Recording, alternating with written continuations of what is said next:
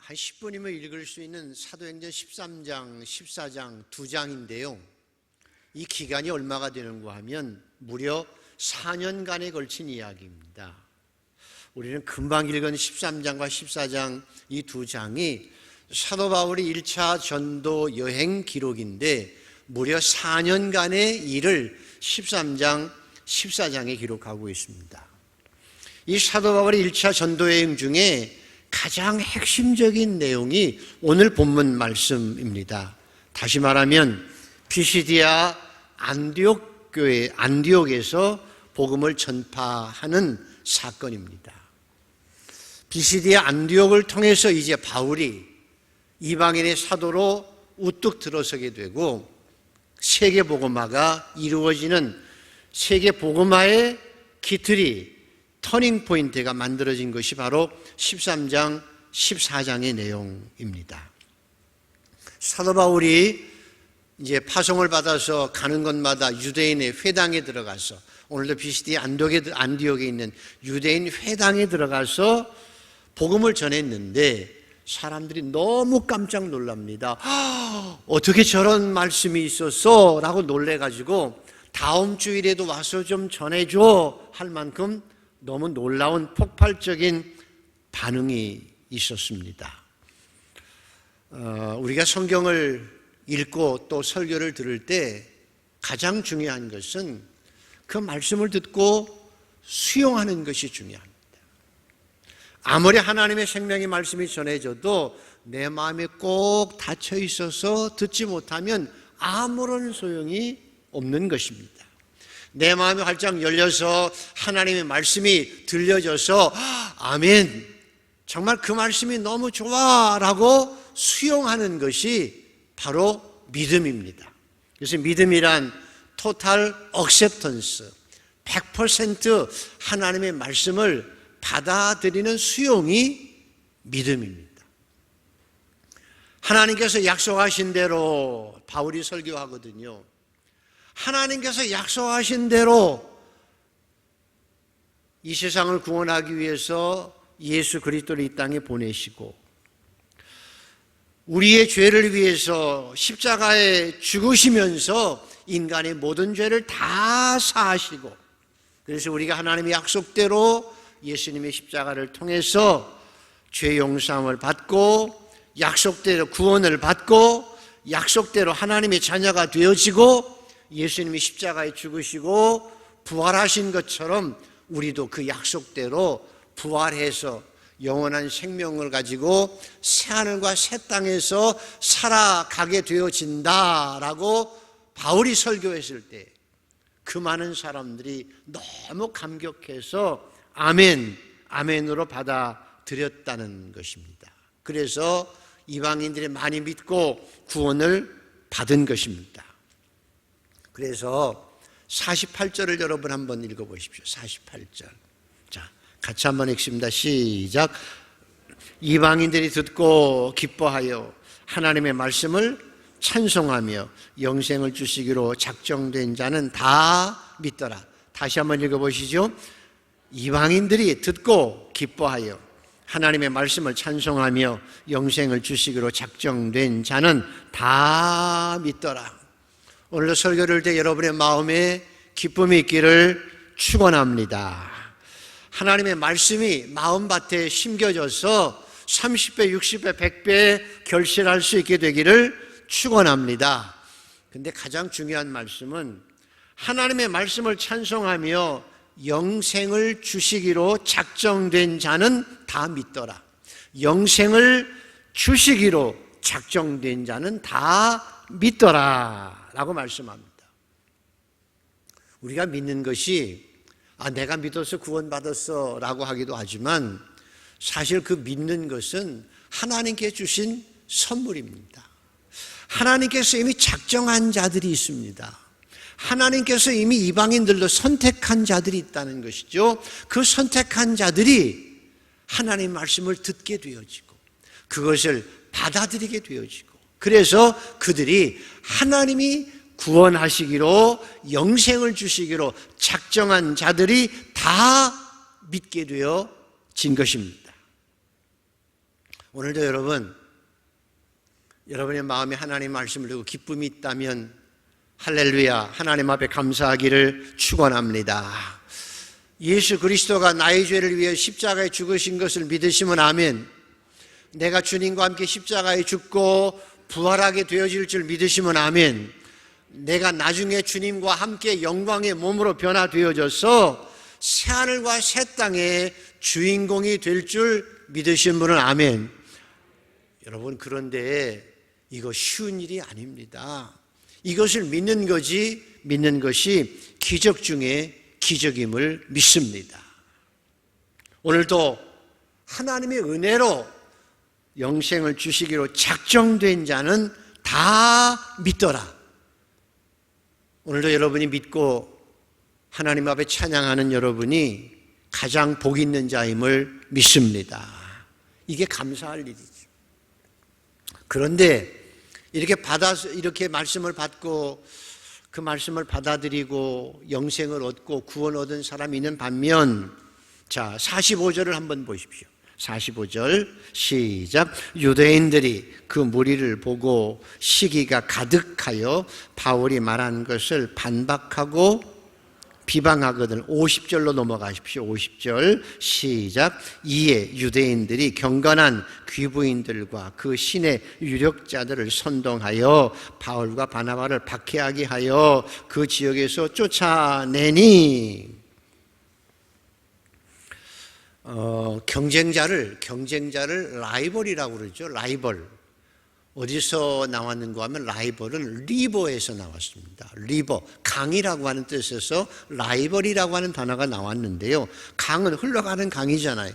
근데 왜 강에서 라이벌이 나왔을까? 그 말은 같은 동네에서 같은 강, 흐르는 강물을 먹고 살아가는 사람들, 그 사람들끼리 인간의 악함을 통해서 서로 경쟁하기 때문에 라이벌이라고 하는 얘기가 나왔다는 것입니다.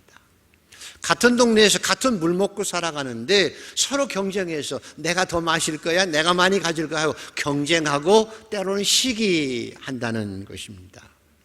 우리나라 말에도 한솥밥 먹는 사람들은 한솥밥 먹으면서 같이 맛있게 먹고 즐거워하고 행복해야 되는데, 때로는 한솥밥 먹는 사람들이 서로 시기하고 질투하고 경쟁하고 싸우는 일이 많아지는 것이 인간의 악한 심성의 한계입니다. 오늘 보십시오. 사도 바울이 구원을 설교할 때 많은 사람들이 감사하다, 다음 주에 또 해줘 해서 많은 사람이 몰렸는데, 그 많은 사람들이 모인 것을 보고 회당의 지도자들이 감사하다, 평소에는 먹고 살기 힘들어서 잘 안 나온 사람들이 사도 바울이 설교하니까 그 복음의 메시지를 들으려고 구름같이 밀려오는거나, 하나님 감사합니다, 어서 오세요 하고 환영해야 될 일들인데, 자기들 할 때는 얼마 안 오고 바울이 설교할 때 많은 사람들이 구름대처럼 밀려오는 것을 보고 뭐 했다고요? 시기가 가득하여 바울이 말한 것을 반박하고 비방하고 다른 사람들, 힘 있는 사람을 부축하고 선동시켜서 바울과 바나바를 내쫓았다라고 얘기합니다. 재미있는 것은요, 여러분, 미술을 하는 분들이 음악하는 분들을 시기하고 질투하지 않아요. 그러죠? 근데 미술하는 분은 미술하는 분을 시기하고, 서로 음악하는 사람들은 음악하는 사람들을 시기한다는 거예요. 한솥밥을 먹는 사람들이 시기한다는. 축구 선수는요, 미술가 절대 시기하잖아요. 미술가도 축구 선수 절대 시기하잖아요. 축구 보고 박수 치지요. 그런데 같은 축구 선수는, 같은 미술가는 서로 같은 한솥밥을 먹으면서도 시기하게 하는 것이, 이게 인간의 악한 심성의 뿌리에서 나온 거라는 것입니다. 그래서 성경에 보면 시기가 더 심해지면 가인이 아벨을 왜 죽였게요? 시기가 나서 왜 하나님께서 내 예배를 안 받으시고 제 예배는 받는데? 시기해서 분노해서 그것으로 인해서 가인이 아벨을, 형이 동생을 돌로 쳐 죽이는 것입니다.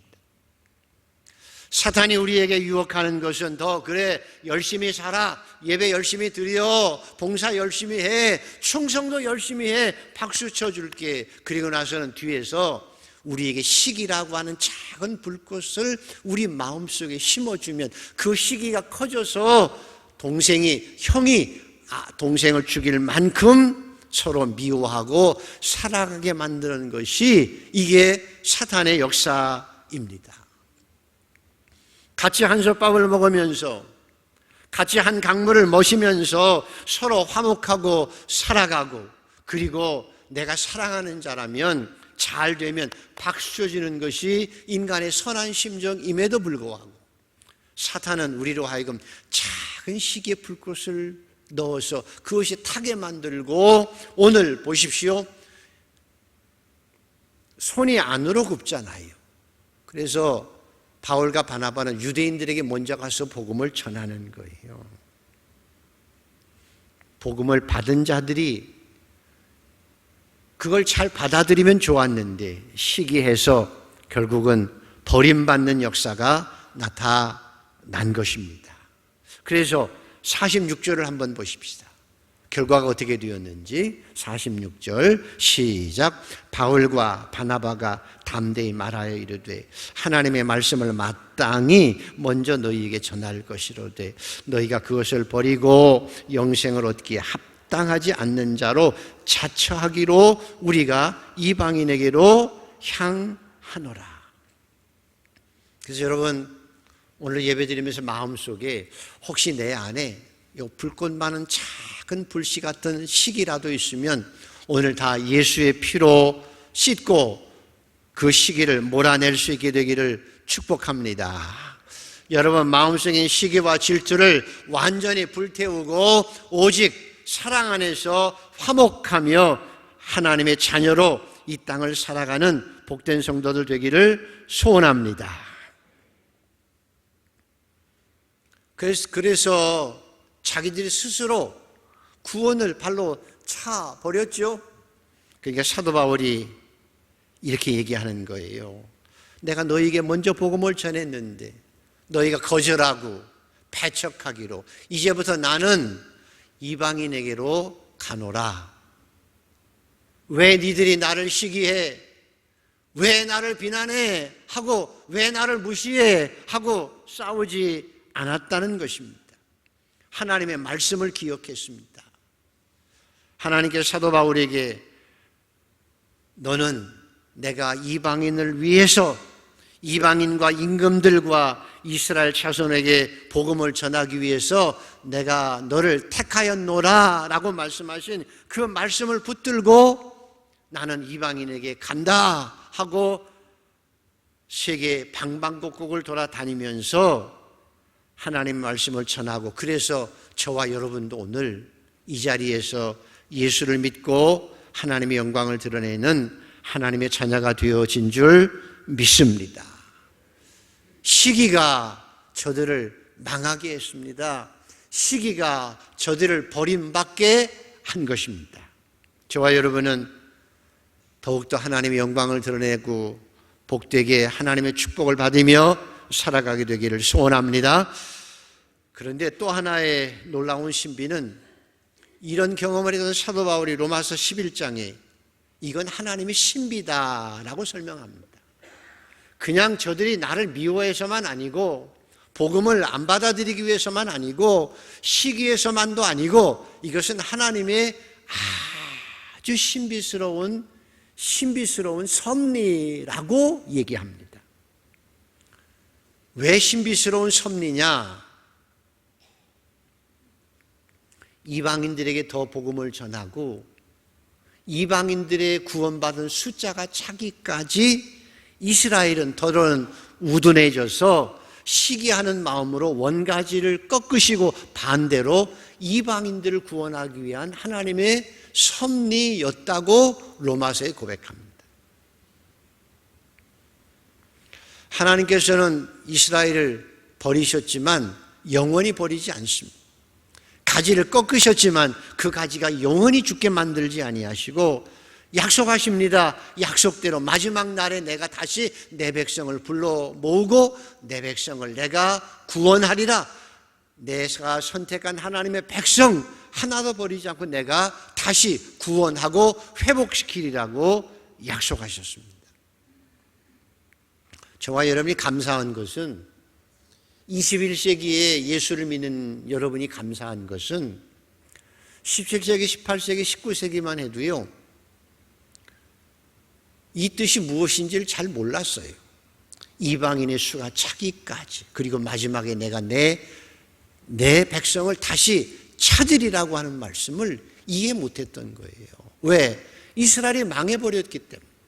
그런데 20세기 살아가는 저와 여러분은 이미 이스라엘이 1953년에 국가를 형성해서 이스라엘을 회복했고 30만 명이 처음에 모였지만 지금은 여러분 이스라엘이라고 하는 그 조그만 작은 팔레스타인 땅에 유대인이 현재 몇 명이나 살고 있는지 아십니까? 무려 950만 명이 살고 있습니다. 이 지구상의 유대인들이 1800만 명에서 2000만 명이라고 하는데 현재 그 작은 팔레스타인 땅에 950만 명에서 1000만 명이 이미 이스라엘의 유대인들이 살고 있는 거예요. 이번에 놀라운 기적 같은 일은 우크라이나와 러시아가 전쟁하면서 요 전까지만 해도 이스라엘에서 크리스찬 주대인, 주이시 크리스찬들은 안 받아줬어요. 유대인 가운데 예수 믿는 사람은 안 받아줬어요. 그런데 전쟁이 일어남으로 말미암아 우크라이나에 있던 주이시 크리스찬들이 다 예루살렘으로 피난을 가서 그들이 예루살렘에 정착하게 되어진 것입니다. 지금도 수많은 유대인들이 세계 방방곡곡에 흩어져 있던 유대인들이 하나님의 약속의 말씀대로 예루살렘으로 시온 땅으로 하나님의 백성들이 모여지고 있는 것입니다. 이것은 하나님의 약속대로 이루어지는 것이고 주님께서 마지막 날 재림을 위해서 끊임없이 주님께서 역사의 수레바퀴를 옮기고 있는 증거인 것입니다. 그래서 사랑하는 성도 여러분, 사도 바울이 그래서 내가 이방인의 사도로 이방인에게 가노라 말씀하시고 이방인 지역에 가서 복음을 전함으로 우리도 이렇게 예수 믿은 것처럼 저와 여러분에게도 이 땅을 살아가는 동안 사명이 있는 거예요. 그저 매일 먹고 마시고 세월 가는 거로 만족하고 살아가는 것이 아니라는 것입니다. 사도 바울에게 이방인의 구원하는 사명을 주셨듯이 저와 여러분이도 인생을 살아가는 동안 이 짧은 인생을 살아가는 동안 주님께서 구원해 주시고 우리에게 사명을 주신 사명이 있는 것입니다. 저와 여러분이 더 깊이 사명을 발견하고 사명을 위해서 충성할 수 있는 성도가 되기를 소원합니다. 그 사명이 뭘까? 저와 여러분에게 주신 사명이 뭘까? 에스더야, 네가 지금 왕비로서 잠잠히 있으면 하나님께서 다른 방법을 통해서 이 민족을 구원할 것이지만 너는 망할 것이다. 왕비가 된 것이 이때를 위함인지 누가 아느냐라고 하신 것처럼 우리에겐 사명이 있습니다. 여러분의 사명이 뭘까요? 영혼을 구원하는 사명입니다. 천사가 부러워할 만한 사명, 한 영혼을 구원하는 사명입니다. 내 가족의 영혼을 구원하는 사명입니다. 그 사명은 가장 소중한 사명입니다. 그래서 우리가 올해도 러브 천사를 하는 이유는 우리에게 주어진 사명이 영혼을 구원하는 일이기에 다른 그 무엇보다도 가장 크게 힘을 기울이고 해야 될 일이 영혼 구원이기에 이 일을 하는 것입니다. 제가 알고 보니까 우리나라에도 우주선 쏘아 올렸는데요.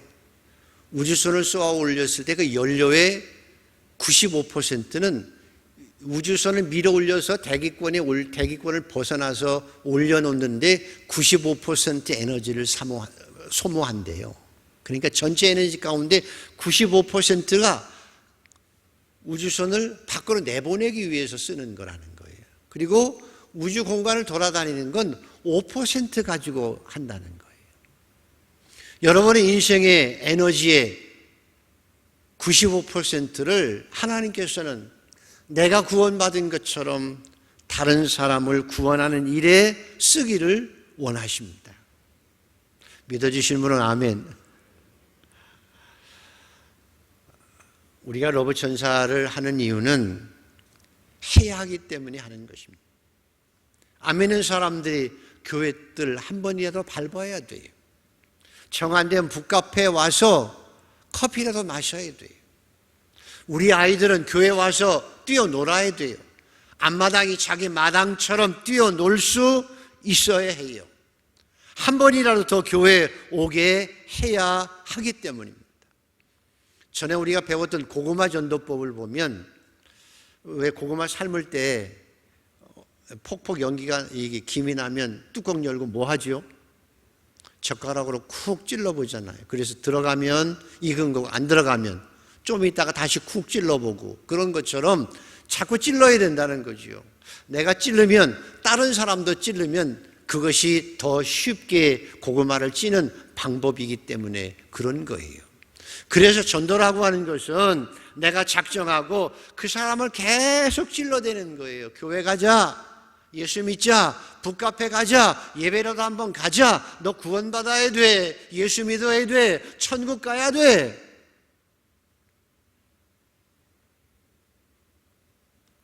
찔르라고 하는 것입니다. 식은 고구마는 또 다시 쪄야 된다는 것입니다. 지난주에 우리 이영규 장로님 어머니 병상세례를 베풀었는데요. 참 우리가 오래 기도했습니다. 그런데 그분 돌아가기 전에 제가 가서 세례를 베풀었는데 어머니 천국 가셔야 돼요. 천국 가셔야 된다니까요. 예수 믿고 천국 가셔야 돼요 라고 제가 얘기합니다. 복음을 전했습니다. 예수 믿어야 천국 갑니다. 그분이 눈이 떠지면서 고개를 끄덕이면서 아멘이라고.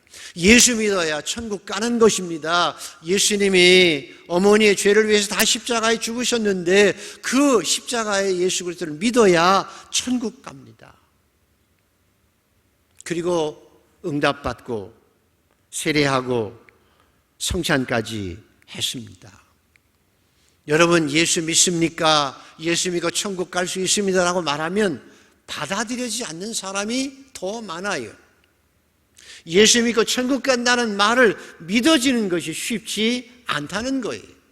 그것은 성령의 역사인 줄 믿습니다. 그러나 우리가 해야 할 일은 듣든지 아니 듣든지 예수의 복음을 전해야 하는 것입니다.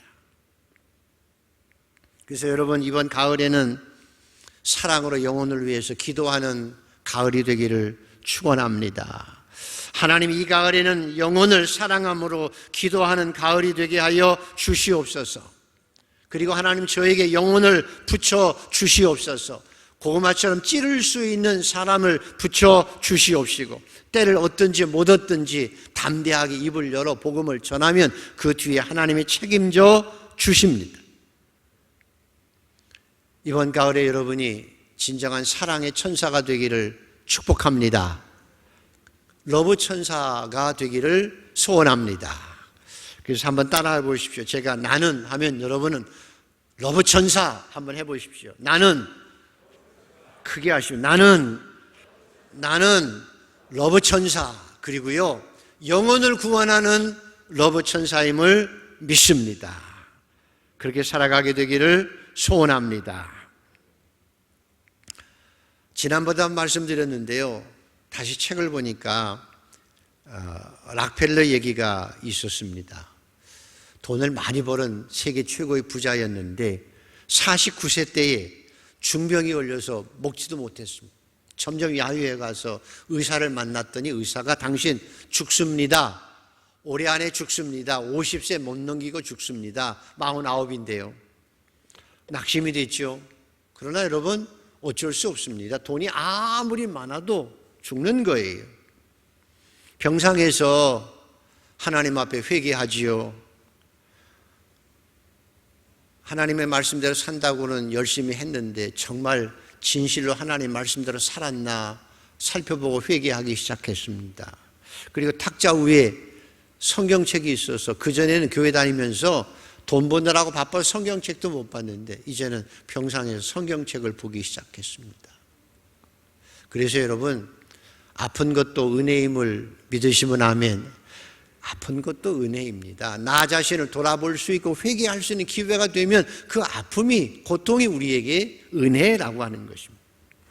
그렇게 회개하고 성경 보다가 누가복음 6장에 38절이 눈에 확 들어왔습니다. 주라, 그리하면 너희에게 줄 것이니 곧 후히 되어 누르고 흔들어서 넘치도록 하여 너희에게 안겨주리라. 너희가 헤아리는 그 헤아림으로 너희도 헤아림을 도로 받을 것이니라. 정말 엄청나게 부자인데 이제까지 자기가 벌기만 했지 하나님의 뜻대로 청지기로 남에게 나누어 준 게 별로 없어서 회개했습니다. 그래서 이제는 내가 잘못 살았구나, 청지기의 삶을 살아야지 하고 말씀을 따라서 삶의 목적을 바꾸었습니다. 돈을 벌어서 남에게 나누어 주기 위해서 벌었습니다. 남에게 더 많이 나누어 주기 위해서 벌었습니다. 공부해서 남주나 남주기 위해서 공부한다는 거죠. 선한 청지기로 더 선한 일을 하기 위해서 돈을 벌었습니다. 근데 놀랍게도 하나님께서 더 부자가 되게 하셨고 이 세상에서 가장 많이 다른 사람에게 나누고 학교도 짓고 교회도 지었던 사람이 되어졌고요.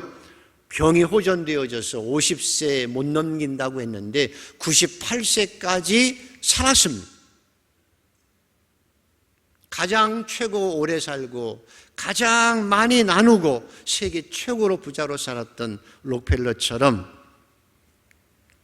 오늘도 사랑하는 성도 여러분, 세상이 많이 어렵고 물가도 오르고 힘들지만 천지는 변해도 변함이 없는 하나님의 말씀을 붙들고 사도 바울처럼 약속을 믿고 그 약속을 따라 순종하며 복을 받으며 살아가는 저와 여러분 되기를 소원합니다.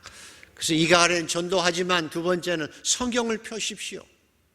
성경을 펴서 어디에 하나님의 축복의 말씀이 있는지를 발견해내십시오. 어떻게 해야 형통한 복을 받는지를 찾아내십시오. 어떻게 해야 영과 육이 건강하게 살아가는지를 찾아내십시오. 어떻게 해야 물질적으로 복을 받으며 살아갈 수 있는지를 하나님의 약속을 찾아내십시오. 그리고 그 약속의 말씀을 붙들고 순종하며 기도하면 그물이 찢어지도록 여러분의 삶이 넘치도록 내가 생각한 것보다 기도한 것보다 넘치는 은혜를 받아 누리면서 살아갈 수 있습니다.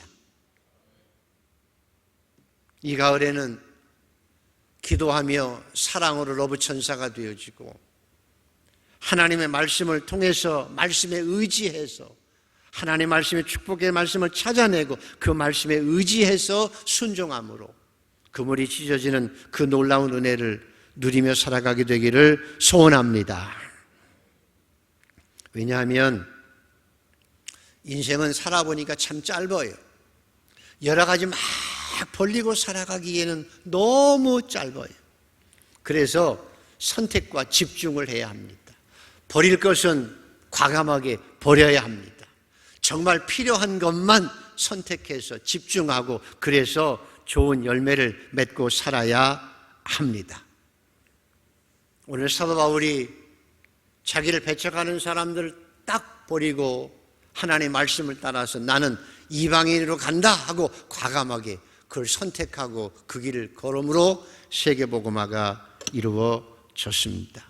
저와 여러분도 인생을 점검하면서 좀 버릴 걸 버리십시다.